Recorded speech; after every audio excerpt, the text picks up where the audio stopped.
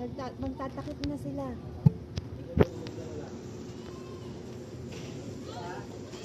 Pabilis, magtatapos na.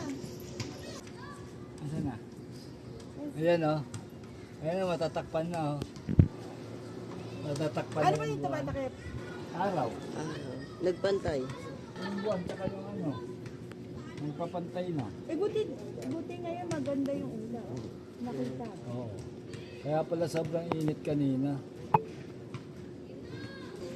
Kaya pala init kanina. Kanina pa siguro yun.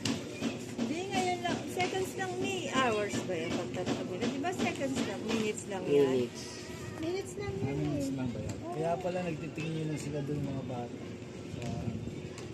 Nakatingin lahat sa ano. Sabi ko, tinitignan ng mga yun. Pagdating ka sa papa, ay dyan sa Maya, sabi anak ni Jojo, yung lalaki, si Bulol.